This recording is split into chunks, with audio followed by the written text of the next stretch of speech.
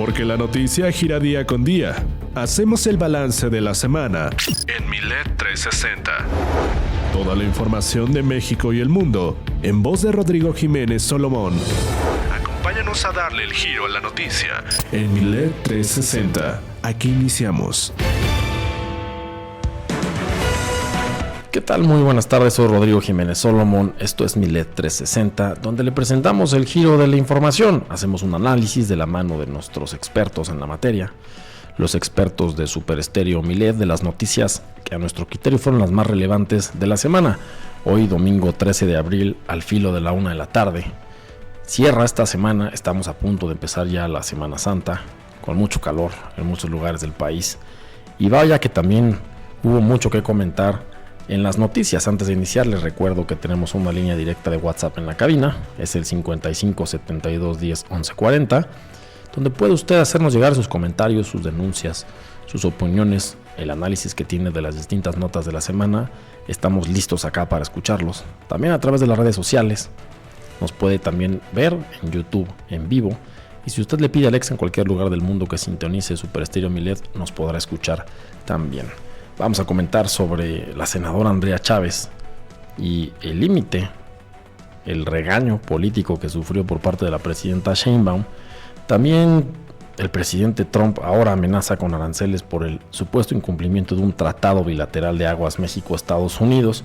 Vamos a platicar con candidatos a distintas posiciones en el Poder Judicial de la Federación. Vamos a comentar también el anuncio que se hizo respecto a los avances del Tren Maya y el escándalo que Nacional Financiera está viviendo. También hubo cambios en Birmex, en esta empresa tan importante para la vacunación en México. Y los cambios son una iniciativa presidencial sobre la ley de obra y adquisiciones. Por último, comentaremos la semana, las finanzas, cómo apuntan, y también cerraremos con un análisis deportivo. Acompáñenme en Milet 360 a analizar el giro de la información. Milet 360. El giro de la noticia. Y empezando el análisis de esta semana, vaya que esta senadora es joven, no tiene ni 30 años, Andrea Chávez, chihuahuense, originaria de Ciudad Juárez, quien fue hace unos meses diputada y era la secretaria de Comunicación Social de su partido de Morena, hoy senadora de la República, siempre al filo del escándalo. Pues ya llegó a la mañanera, ya llegó a la boca de la presidenta de la República su actuar allá en su tierra, en Chihuahua. Y ya tenemos en la línea Jaime Talancón, analista de este medio, el tiburón de lo político. Jaime, ¿cómo estás? Hola Rodrigo, qué gusto saludarte, un saludo a tu auditorio. Muchas gracias, Jaime. Pues la senadora... Yo empezaría con esta observación que haces de que no tiene ni 30 años la senadora Andrea Chávez. Eso la verdad es que es muy triste ver un panorama donde, cuando hemos reclamado por mucho tiempo la falta de una renovación generacional en el sistema político mexicano, llegan jóvenes, de verdad, jóvenes que podrían venir a cambiar el paradigma, pues un sistema que en muchos aspectos ya está muy viejo y que requiere renovación, y que lejos de llegar con nuevos aires para inyectar a la política, pues llegan a repetir exactamente las peores prácticas pues que hemos criticado por décadas y décadas, y gobiernos, y vienen a hacer lo mismo. Entonces, pues en efecto, la realidad es que hoy la senadora Andrea Chávez pues se enfrenta a críticas pues estar en varios frentes, tanto electorales como penales, ¿no?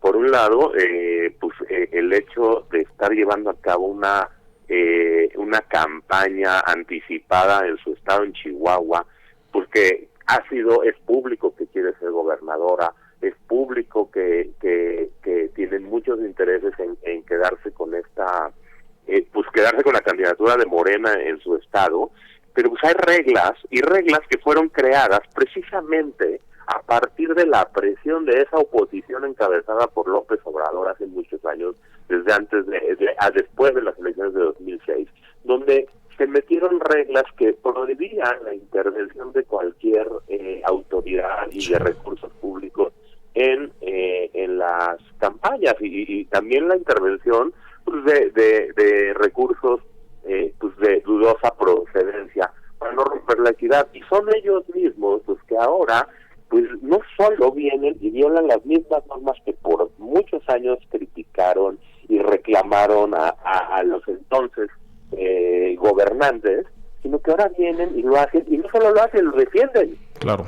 O sea, ellos creen que están en su derecho de hacer este tipo de cosas. Entonces, por un lado, pues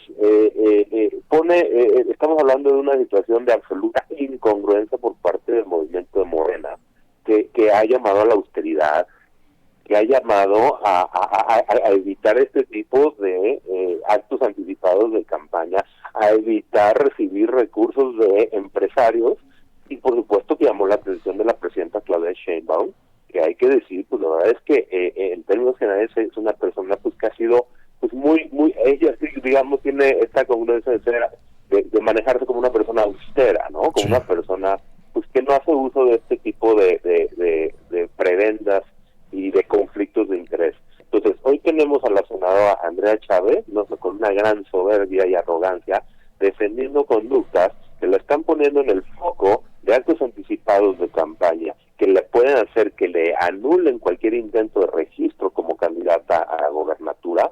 Pero también hay que recordar, Rodrigo, que en términos de la Ley General de Responsabilidades Administrativas, se establece que si un servidor público acepta un donativo, incurre en el delito de cohecho. Claro. Y sí, hay que decirlo de otro modo, no es un donativo, es un moche. Gran arrogancia, soberbia y hasta ignorancia, va a un programa de radio con la periodista Susana Oresti y defiende los donativos, dicho tal cual, dice que no ha recibido ni un solo peso, que todos han sido donativos, que son de unidades médicas que andan por todo el estado con su foto, ¿no?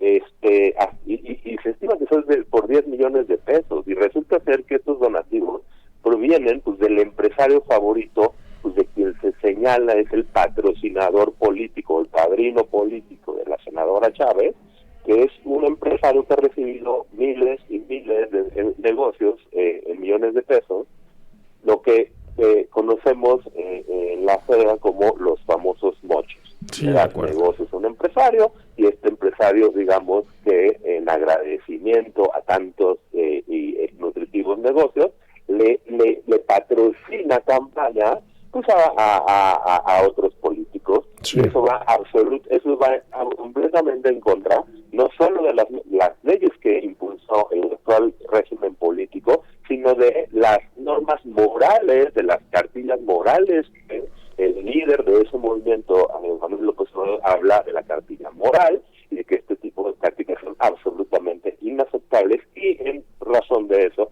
la presidenta da un manotazo sobre la mesa y claramente dice que es inadmisible este tipo de prácticas por parte de gente de su propio movimiento. Y a ver, Jaime, más allá de la especulación de dónde proviene el dinero para las unidades móviles médicas que la senadora está utilizando a su criterio en beneficio de la población chihuahuense que carece de servicios médicos, bueno, se requieren servicios médicos en todo el país, no solamente en Chihuahua.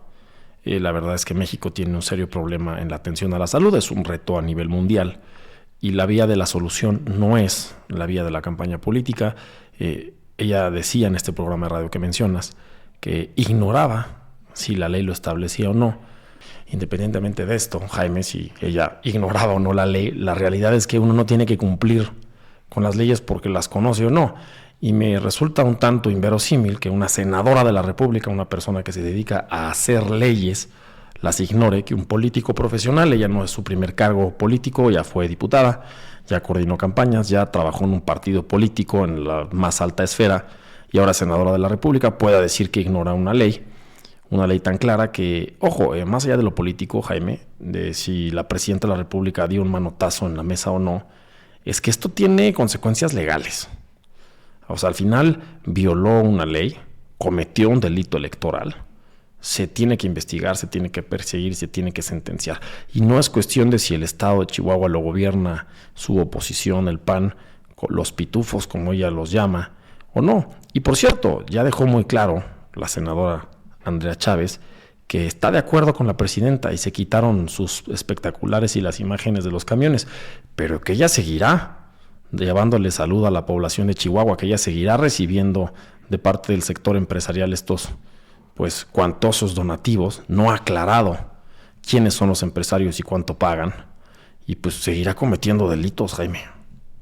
No, pero además, de verdad, es que tienes razón, o sea, no solo es esta incongruencia, arrogancia e ignorancia, reitero, sino que es la ignorancia de no darse cuenta por cuántos, digamos, es una carambola de tantos bandos en el que está dañando a su movimiento. Volvemos a lo mismo, la congruencia, la comisión de delitos confesos en radio, porque va y lo dice así abiertamente, como si no. Y en efecto, es lamentable que una senadora de la República sea una absoluta ignorante de las leyes que le rigen en materia de responsabilidad administrativa, en materias electorales. Además, una de las cosas que por ahí escribió el periodista Raimundo Rivapalacio, es que una de las molestias también de la presidenta es que en este afán de ir y decir que por supuesto está haciendo un servicio a la población, está exhibiendo algo que va también en contra del discurso del gobierno morenista, de que los sistemas de salud están a todo dar. Claro. Y todos, entonces las unidades médicas que le están donando, pues están mejor equipadas que las propias que tiene el gobierno federal y los gobiernos estatales. Claro. Entonces está haciendo una exhibición de las propias carencias después de, pues ya vamos a 7 años de que gobierna el actual partido. Claro, por supuesto, pero eso tiene un límite, Jaime. Sí es, y también el desgaste ya no es el del primer año del presidente López Obrador.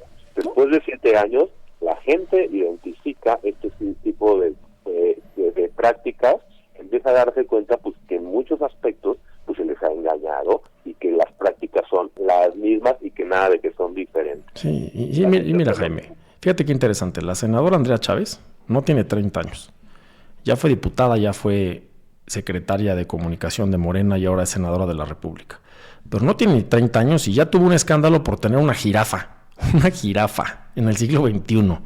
Fíjate, una jirafa. Ya tuvo escándalos por sacar fotos en aviones privados, que pues, se especula quién se los puso, pero no se ha comprobado. Pero aviones privados, con recursos de quién sabe quién. Ya tuvo escándalos porque su actual pareja, Abraham Mendieta, una persona de origen español, quien es su pareja, cobra en el Senado de la República, comprobado. Y ahora tiene otro escándalo porque ella misma ventanea que empresarios le patrocinan su ilegal campaña política y la comisión de delitos. Es que no tiene ni 30 años y la senadora ya se acabó una vida de política y escándalos que no tienen personas de 60 en este país, Jaime. Así es lo que a muchos políticos, el desprestigio que le ha tomado a muchos políticos toda su vida política, esta se la chuta en sus primeros 5 años de carrera política. Y volvemos a lo mismo, tener una jirafa eran prácticas que hacía el impresentable narcotraficante Pablo Escobar. Entonces, claro. ¿Qué está pasando? Es como parte de qué está pasando con la educación de los jóvenes en este país, que al final llegan a estas posiciones fundamentales a replicar prácticas tan nocivas. Claro, el pueblo no tiene jirafas, el pueblo no viaja en avión privado, el pueblo no contrata a sus maridos en el Senado, el pueblo no contrata unidades médicas para proponerse eso. Al final de cuentas, ¿qué diría el prócer? ¿Qué diría Andrés Manuel López Obrador? Muchas gracias, Jaime Talancón, por tu comentario. Estás escuchando Milet 360, el giro de la noticia. Estamos de vuelta en Milet 360 analizando el giro de la información. Yo soy Rodrigo Jiménez Solomón y ya tenemos en la línea a Alejandro Envila, periodista, aliado, colaborador de este medio de comunicación, quien siempre nos presenta su información, el análisis, el ángulo en el cual ve las noticias más relevantes que tenemos en la semana. Y vaya que se ha destapado un escándalo gigantesco a un sector gubernamental que normalmente no tiene ese nivel de escándalos porque sí rige bajo reglas muy claras, ha estado de manera consuetudinaria en las manos de personas profesionales. Y la verdad es que las finanzas federales de nuestro país sí han tenido un buen manejo. Se corrigió hace ya décadas los manejos discrecionales y se ha consolidado como instituciones firmes, instituciones confiables, tanto dentro como fuera de México. Una de ellas es Nacional Financiera, también conocida como NAFIN. NAFIN es una empresa que se encarga de financiar, de dar financiamiento atractivo. Incluso inició en nuestro país con un gran esquema de factoraje que fue muy atractivo para los funcionarios públicos que necesitaban cierto presupuesto y también para los empresarios que requerían buen financiamiento, sobre todo vinculado a ventas de gobierno. NAFIN ha sido una institución donde no solamente hay prestigio, sus titulares siempre han tenido buen desempeño, e incluso trabajar en Nacional Financiera, trabajar en Nafin era siempre muy competido, buenas posiciones, bien pagadas, buen prestigio y siempre en la mira de poder migrar a mejores posiciones, aún tanto en el sector público como en el sector privado. Pero vaya que se les acaba de destapar un escandalazo. Ya tenemos a Alejandro en la línea. Alejandro, ¿cómo estás? Rodrigo, muy bien. Buenos días a ti al auditorio.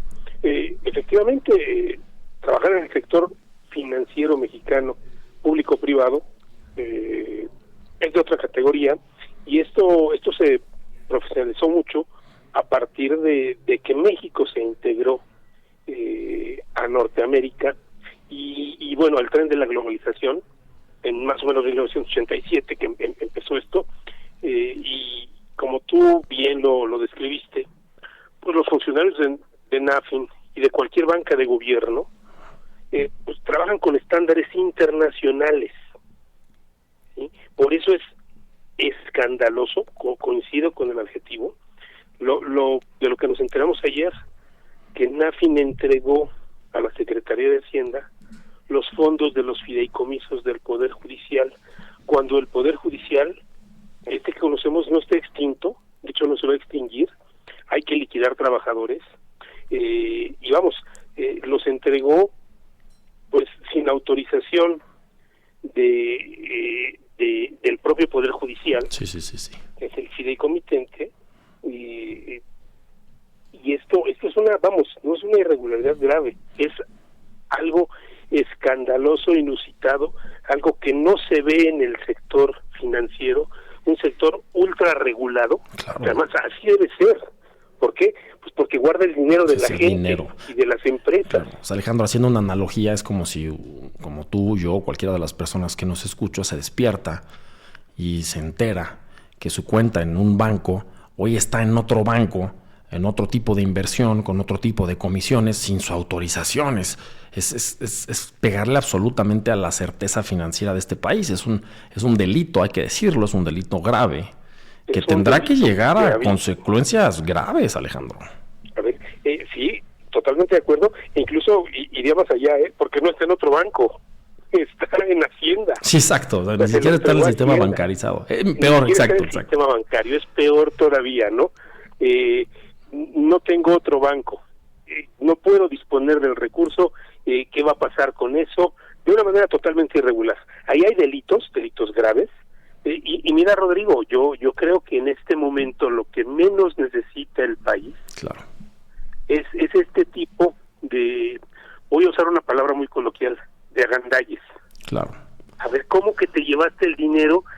A ver, si el Consejo de la Judicatura ya estaba más o menos conforme o bastante conforme con el proceso de la reforma judicial y del nuevo del nuevo Poder Judicial que va a surgir, de repente ese Poder Judicial, ese Consejo de la Judicatura que ya estaba, digamos, bien apalabrado con el gobierno y con lo que venía, ayer sale con un comunicado y dice, a ver, no me avisaron de esto, Sí, no, y aparte, voy a tomar acciones legales. Y lo tienes que hacer, porque de lo contrario te vuelves responsable por omisión. Y a ver, ojo, ya nadie tiene la duda de que la reforma judicial es importante. ¿Por qué? Porque ya es un hecho jurídico, está sucediendo. Claro. En estos momentos están en elección, están en campaña los candidatos de nuestro país al Poder Judicial. No pueden hacer mal la reforma judicial, no puede irse chueco al Poder Judicial. La esencia de la reforma era otra. Este es el tipo de elementos, Alejandro, que permiten ver lo contrario. ¿Qué necesidad de mover el dinero del Poder Judicial sin hacerlo conforme al protocolo legal que existe, sin hacerlo con las autorizaciones respectivas? No iba por ahí. Y si lo que encontró Nafin o la Secretaría de Hacienda fue resistencia al cambio, cosa que también es natural, esa resistencia se va a acabar en unos meses con la elección y con la incorporación de nuevas personas al Poder Judicial. No había prisa. ¿Dónde está el dinero? ¿Para qué se va a usar? ¿Cuál era el fondo entonces de estos movimientos? Renovar al Poder Judicial, acercarlo al pueblo de México, que votemos a nuestros ministros, magistrados y jueces, o la lana que hay atrás. Exactamente, pero además, a ver, todo eso que tú dices, yo lo suscribo, y agrego una cosa. A ver, Nafin es responsable con su patrimonio de ese dinero que, lo voy a decir y me hago cargo de la palabra, malversó. Totalmente. Totalmente de mandó acuerdo. a donde no tenía que mandar, porque el contrato de fideicomiso establece eso. A ver, el fiduciario es responsable por los bienes que recibe en la administración y es responsable con su patrimonio. Nothing tiene patrimonio, tiene que Claro. responder por esto. Claro. Y efectivamente, pues esto nos hace sospechar, bueno, entonces, ¿de qué se trataba? Claro. ¿De acercar el Poder Judicial a la gente, como tú dices, o de ir por ese dinero? Y el momento, sí, Claro sí, que es un Alejandro. cerro de dinero, Claro. No, pues pero muchísimo tampoco dinero. tampoco es el dinero que va a resolver la deuda pública del país. Y a ver, Alejandro, son cientos de miles de millones de pesos los que maneja Nafin. Son muchos más miles de millones de pesos los que maneja la banca pública mexicana. Exacto. Qué mal momento para un escándalo de estos. Si estamos peleando todos los días con el presidente de los Estados Unidos, quien dice que no estamos cumpliendo nosotros nuestros tratados, ya ni siquiera el tratado, nuestros tratados, y parte importante de la inversión extranjera en México se apoya muchas veces en la banca pública para el esquema de pagos de gobierno. No, pues imagínate la falta de certeza que tiene ahora la inversión extranjera diciendo es que ni la banca pública mexicana cumple. ¡Qué momento, ¿no? Ya no puedo confiar en la banca pública mexicana porque ve lo que le hizo a un fideicomiso. Olvídate de quién sea el fideicomiso. Sí, Es de un acuerdo. fideicomiso. No, es escandaloso, preocupante, le pega a la confianza. Claro. Parece que nos estamos disparando en el otro pie. Yo también creo. Yo a mí me sorprende que no haya sido el motivo el pasado viernes de todas las conferencias de prensa, que ya haya existido una renuncia y una investigación inmediata a Nafin, que no sea un escándalo como en su momento el expresidente López Obrador tantos años nombró del Fobaproa. Y tenía razón el expresidente de la República hace muchos años diciendo que Fobaproa lo que implicaba era el fraude bancario más grande de la historia del país. Le pisa los talones, ¿eh? Sí, claro, totalmente de acuerdo. Pues sí. Y además está todavía más tipificado, más clarito todavía. No hay que saber mucho de derecho para entender lo que ocurrió y entender que esto es absolutamente ilegal. Claro. Tache a la banca mexicana y necesariamente a la banca pública mexicana. Totalmente. En un momento en el que lo que necesitamos es pues proyectar credibilidad y seriedad. Claro, esto no fue un rescate bancario, fue un hurto. Muchas gracias, Alejandro Envila, por tu comentario. Rodrigo, muchas gracias a ti. Milet 360. El giro de la noticia. Y ya tenemos en la línea a Enrique Lascano, periodista de esta casa, titular de uno de los noticiarios de radio que usted puede escuchar el lunes a viernes en estas estaciones de Super Estéreo Milet.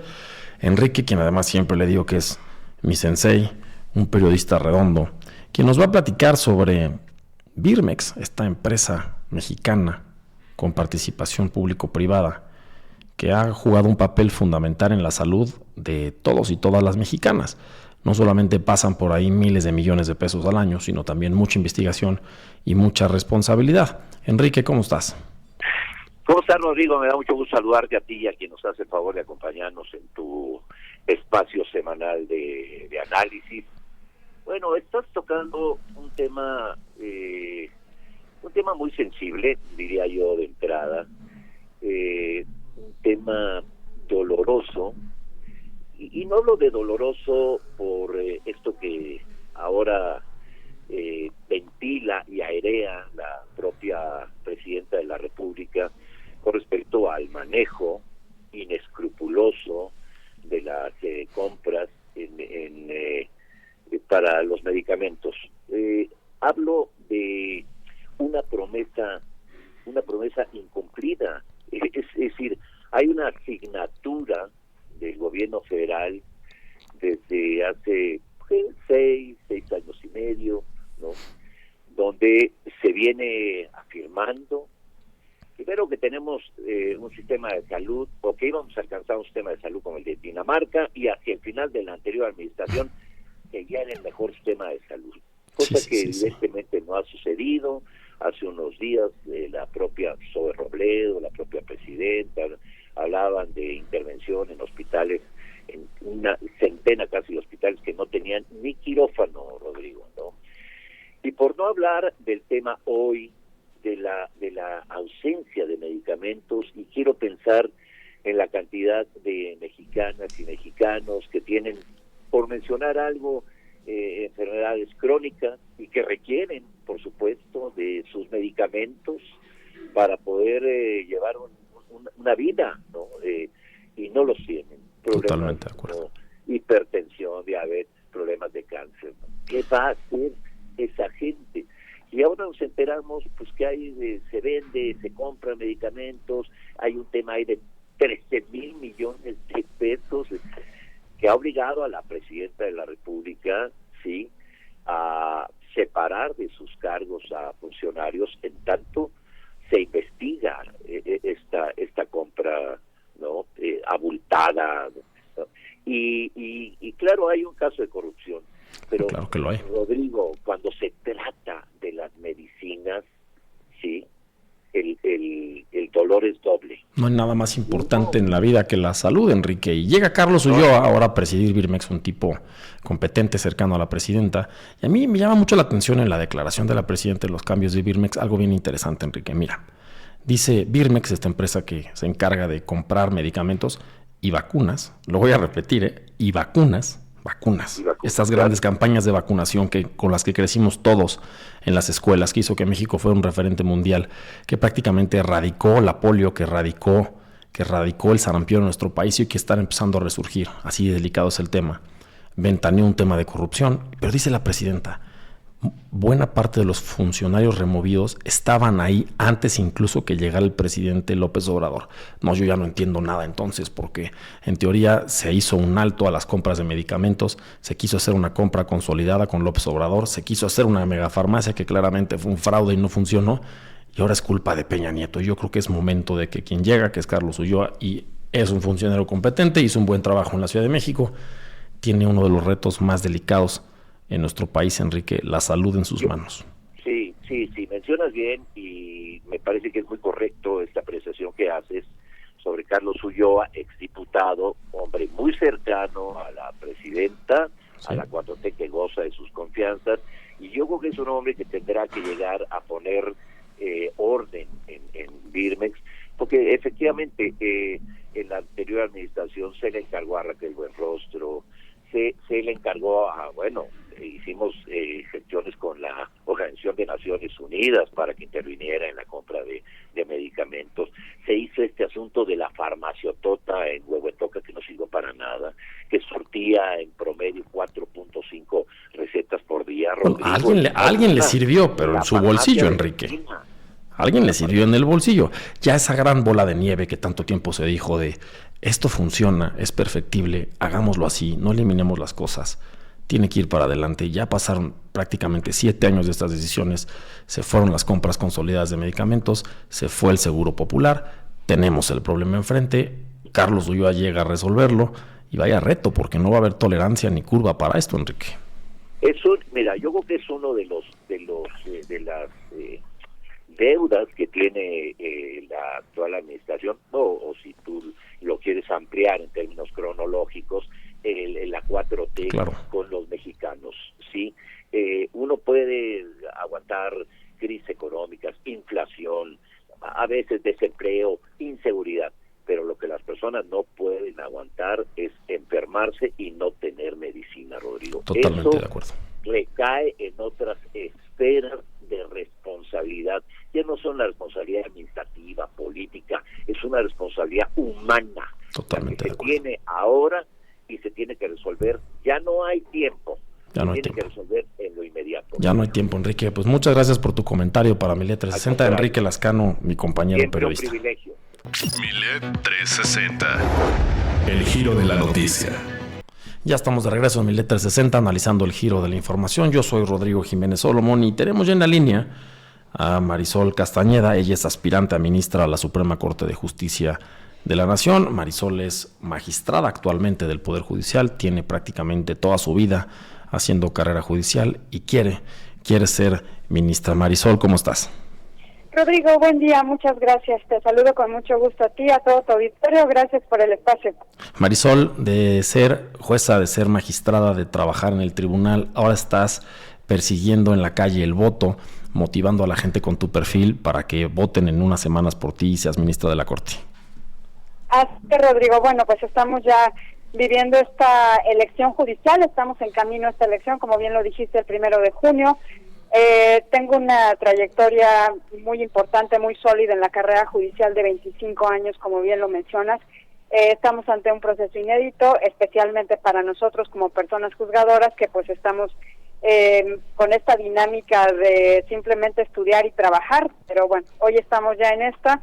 Y pues nada, invitar a la ciudadanía a que participe, a que no nos quedemos simplemente como espectadores de la elección judicial, y que podamos llevar la información de los mejores perfiles y sean quienes resulten electos este 1 de junio. Cuando se analizaba, se debatía esta reforma judicial, Marisol, se decía mucho que los integrantes del Poder Judicial, las personas que han hecho carrera judicial, no estaban de acuerdo y no iban a participar en este proceso. Tú eres una magistrada de carrera judicial. ¿Cuál es tu percepción? ¿Cuál es tu perspectiva de esta reforma, de este proceso? ¿Te implica una oportunidad? ¿Te permite estar más cerca de la gente? ¿Es algo positivo para la ciudadanía? Pues antes que nada, Rodrigo, soy una ciudadana como todas y todos, y en ese sentido es que asumí la responsabilidad de participar en esta elección, precisamente pensando en la importancia de que en esta elección se tome la decisión de elegir a los mejores perfiles. En la medida en que este ejercicio pueda salir de la mejor manera, va a ser en beneficio o en perjuicio de todas las personas en este país. Un sistema de impartición de justicia confiable, fuerte, sólido, definitivamente contribuirá mucho a la estabilidad y el desarrollo incluso económico de nuestro país. Pero si por el contrario tenemos una actitud pesimista y al final tenemos un resultado adverso, pues estoy convencida de que esto va a perjudicarnos a todas y a todos. Yo estoy segura que nadie queremos eso. Por supuesto, en tu visión como persona juzgadora con ya tantos años haciendo esto, ¿ha sido enriquecedor acercarte a la gente? ¿Ha sido positivo? ¿Ha cambiado? ¿Ha migrado tu ángulo de la visión de la justicia para bien? Te lo confieso que sí. La verdad es que yo no he tenido esta oportunidad de estar cerca de las personas, de la ciudadanía, en este sentido de, como bien lo dijiste, pues salir a la calle, conversar con ellos, escuchar un poco también sus necesidades, sus sentimientos. He tenido, la verdad es que una gran experiencia al estar cerca de comunidades indígenas, que es uno de los temas que a mí más me interesan, los grupos vulnerables en general. Obviamente las comunidades indígenas forman parte de estos grupos, y la verdad es que sí, personalmente te lo diré, ha sido una experiencia muy enriquecedora. Además, este contacto me ha permitido saber que hay gente en nuestro México muy noble, hay gente que todos los días se está enfrentando a situaciones muy adversas y que necesitan la protección, y saber, fíjate, para empezar, saber cuáles son sus derechos y cómo pueden ser protegidos. Qué interesante, Marisol. Y para cerrar esta entrevista, ¿cuál es tu número en la boleta? Soy la número 5 en la boleta morada. Me van a encontrar en la boleta morada, que es la de las candidaturas a ministros y ministras de la Corte. Estoy como el número 5. Es fácil de recordar porque es el 5 como los dedos de tu mano. Muchas gracias, Rodrigo. Muchas gracias, Marisol Castañeda, candidata a ministra de la Suprema Corte. Vamos a continuar en Milet 360, no sin antes comentarle. Se presentó en conferencia de prensa esta semana los resultados de este superproyecto, de este megaproyecto de infraestructura denominado el Tren Maya. Fue un proyecto pues prácticamente transeccional, porque se empezó en el sexenio del presidente López Obrador, pero pues no se acabó todo. Inauguró algunas estaciones. La presidenta Sheinbaum le ha metido una muy buena cantidad de dinero a este tren, y vale la pena poner en contraste estos resultados. Mire, le voy a contar. Este tren costó cerca de 500,000 millones de pesos. Es difícil entender una cifra de esas magnitudes. 500,000 millones de pesos. El nuevo aeropuerto de Texcoco, ese aeropuerto que canceló el presidente López Obrador, estimaba un costo cercano a 200,000 millones de pesos. Hoy, al corte de prácticamente un año de operación del Tren Maya, han dicho y han presumido con bombo y platillo que este tren logró transportar a 1 millón de pasajeros. Suena bien, ¿no? 1 millón de pasajeros para una inversión de 500,000 millones de pesos. Pero fíjese, el nuevo aeropuerto de Texcoco transportaría anualmente a 125 millones de pasajeros. 125 millones de pasajeros contra 1 millón. 200,000 millones de pesos del aeropuerto, 500,000 millones del tren. Y fíjese lo peor del asunto. El nuevo aeropuerto internacional de la Ciudad de México en Texcoco, que se canceló, ya tenía invertido cerca de 100,000 millones de pesos en infraestructura. Ya hemos visto todas las fotos, cómo se ven esas fotos aéreas de los dibujos de las pistas, los avances en la terminal. Hoy se han inundado. Se quiso hacer un parque que pues es un tanto inviable, es un parque que está muy lejos, un parque al que en principio hay que llegar en coche. Pocas personas tienen esa probabilidad. Y adentro, pues los caminos internos tienen más de 30 kilómetros, entonces pues no es tampoco caminable, tendría que ser uno un gran atleta para poder caminarlo. Pero no acaba ahí. Ese aeropuerto de Texcoco se había apalancado, se había financiado con la emisión de bonos por parte del gobierno federal. Sacaron a la venta internacional bonos donde te prometían, como comprador del bono, esto fue al mundo, no solamente en México, un cierto grado de utilidad al pasar de los años. Esto es normal en el mundo, prácticamente todos los países emiten bonos. Y con esos bonos, que tienen garantizado su pago porque es una deuda del país, bueno, pues uno invierte en títulos seguros. Pero a la cancelación del aeropuerto tuvieron que pagarse esos bonos. Y esos bonos se pagaron, pero no con los recursos del actual aeropuerto, como se proponía. Se pagaron con PEF, o sea, con el dinero del pueblo. Se pagaron cerca de 80,000 millones de pesos para los tenedores de bonos, quien se les pagó lo que le costaron los bonos, más una cuantiosa utilidad. Gran negocio hicieron quienes compraron estos bonos. Entonces, si usted hace la suma, se gastaron cerca de 180,000 millones de pesos por cancelar un aeropuerto, que hoy transporta a 0 pasajeros. Y si además sumamos los 500,000 millones de pesos que se gastaron en el Tren Maya, que por cierto, tuvo daños incuantificables a la selva, un daño al medio ambiente brutal, perforó los cenotes de nuestra selva maya. Entonces está usted hablando de 680,000 millones de pesos que se gastaron únicamente para transportar a 1 millón de pasajeros al año. Ahí el gran negocio. Estás escuchando Milet 360, el giro de la noticia. Y bueno, así los números. Imagínese, 680,000 millones de pesos para cancelar un proyecto y construir otro que solo transporta a 1 millón de pasajeros. Si esto fuera una empresa privada, sería la empresa con la quiebra más escandalosa en la historia del país.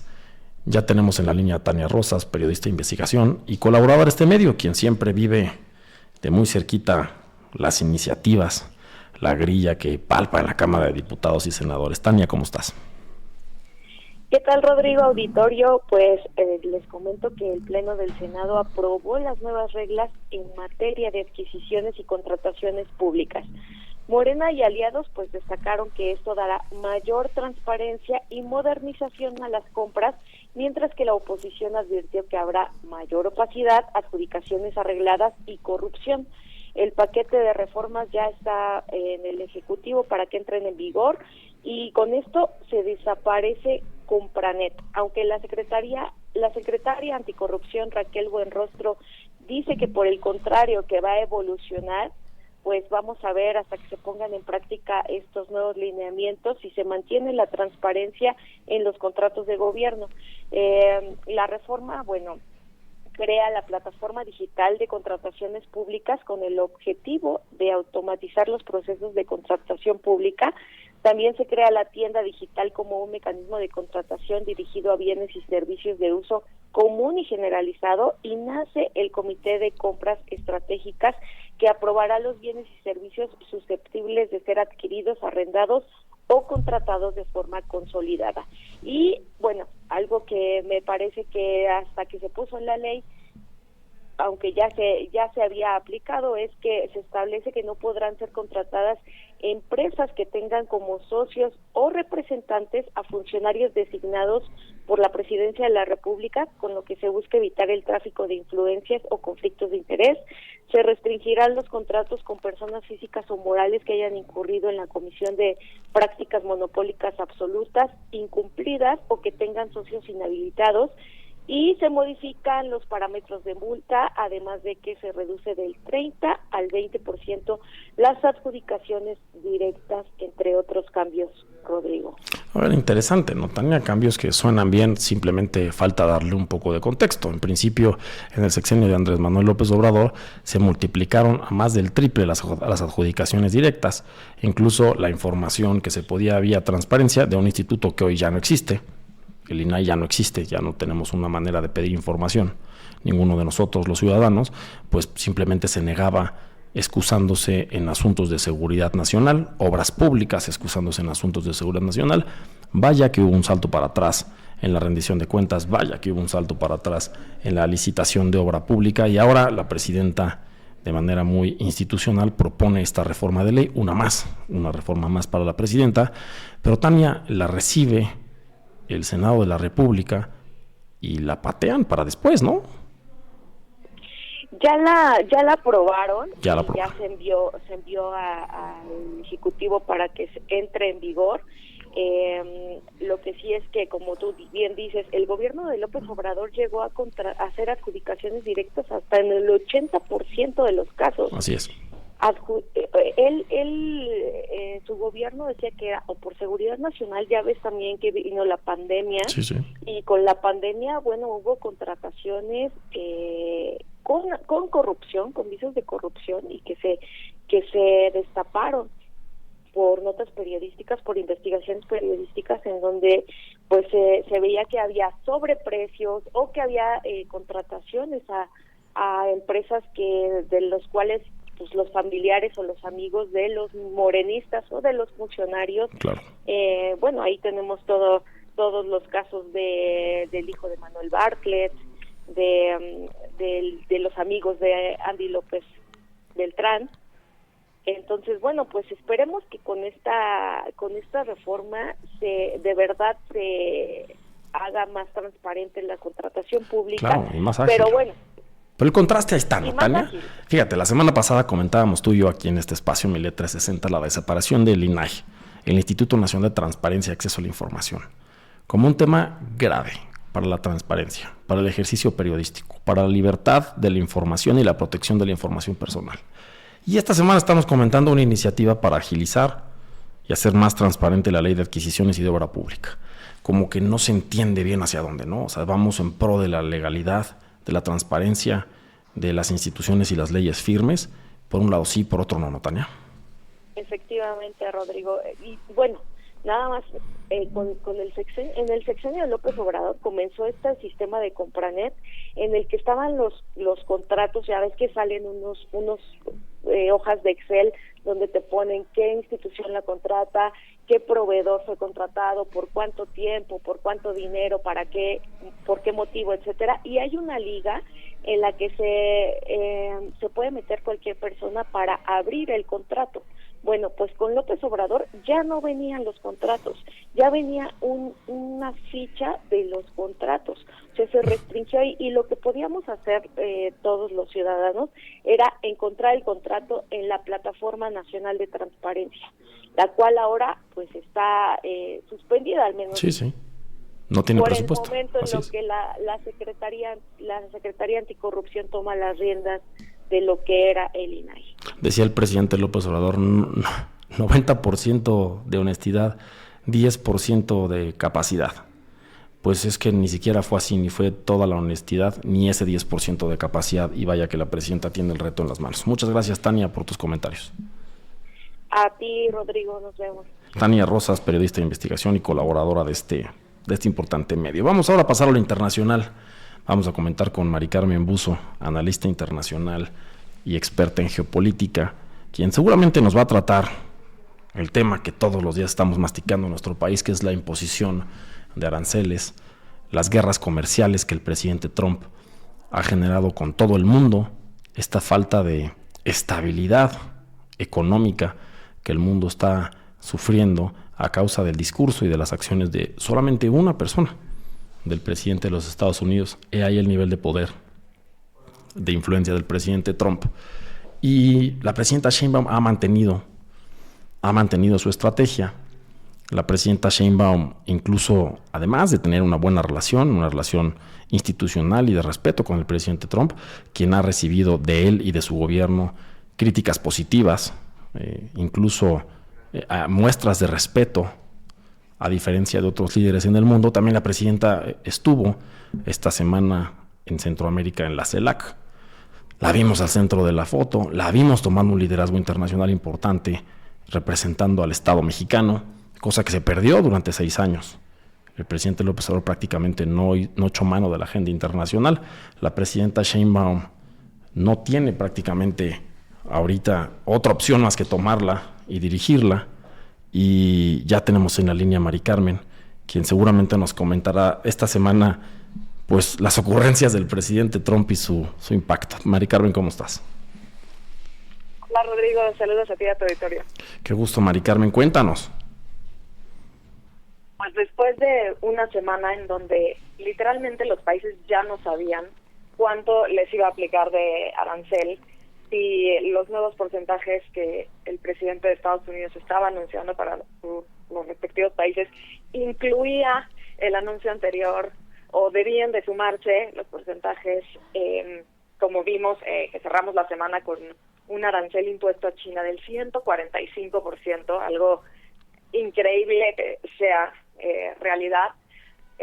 Pues también cerramos la semana con una confusión, porque primero sale Donald Trump el jueves a decir que la presidenta Sheinbaum es una mujer pues admirable y elegante, entre otros adjetivos que usó con ella, y horas más tarde anuncia este enojo, este rechazo que tiene Estados Unidos por el tema del Tratado de Aguas. Sí. Es un tratado muy interesante porque efectivamente es muy beneficioso para México. Tiene más de 80 años el tratado, pero aún y cuando no pensábamos en el cambio climático en los años 40,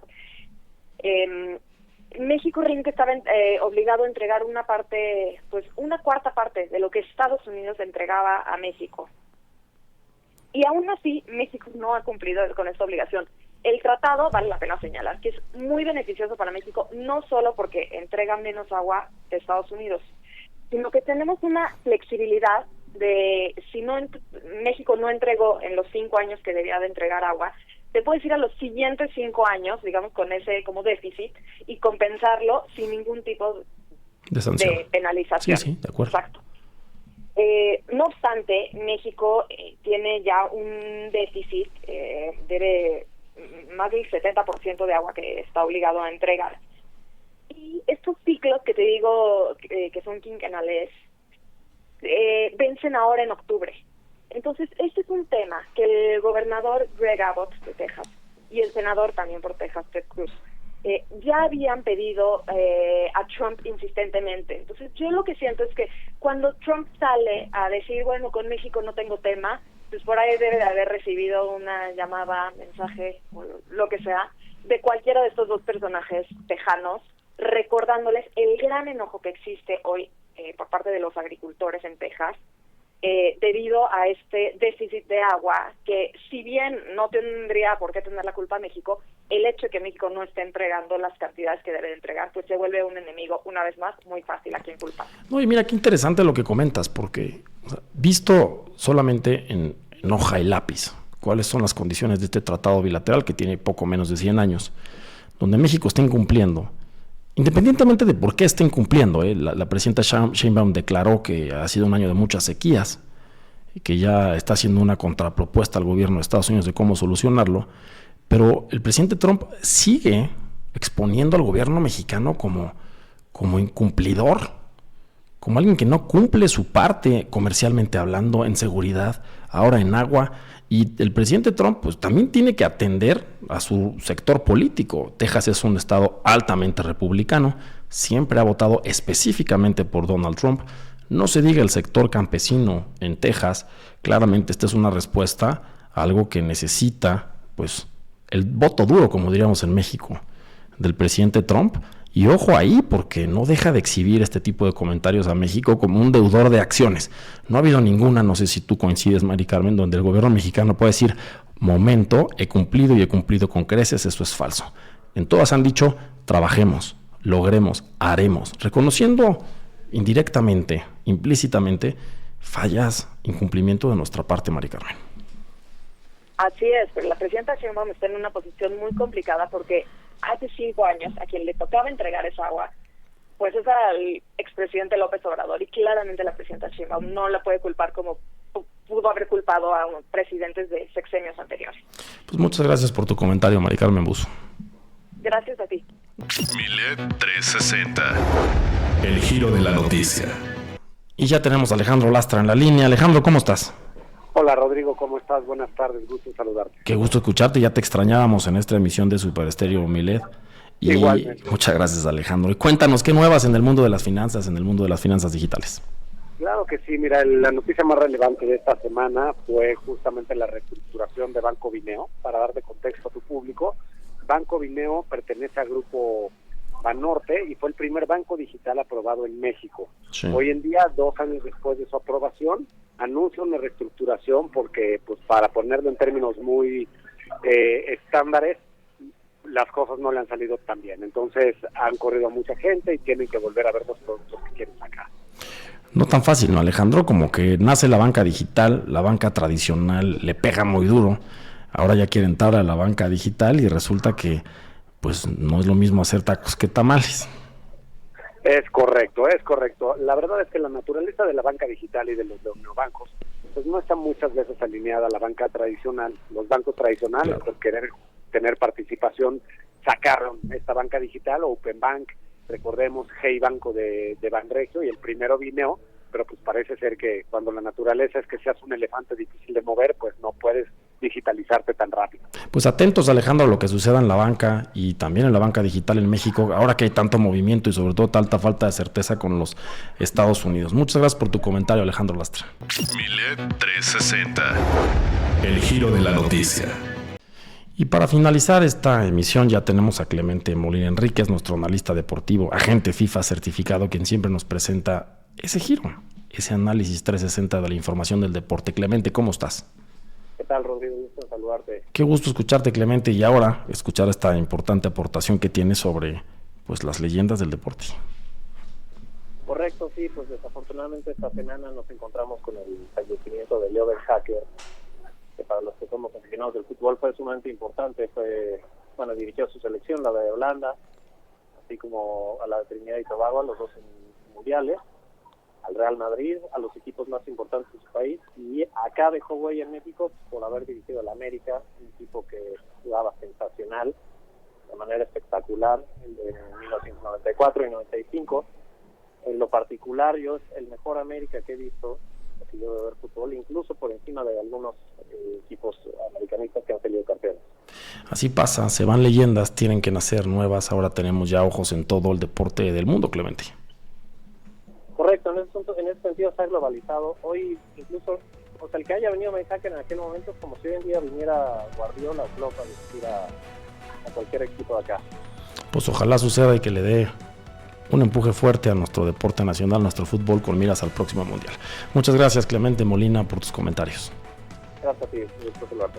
Pues hemos concluido. Yo soy Rodrigo Jiménez Solomón. Gracias por acompañarme en Milet 360 a analizar el giro de la información. Le deseo un feliz domingo 13 de abril y nos escuchamos en 8 días. Muchas gracias. Porque la noticia gira día con día, hicimos el balance de la semana en Milet 360. Y está usted al tanto de toda la información de México y el mundo. Sigamos girando la noticia en Milet 360. Le esperamos la próxima semana en Super Estéreo Milet.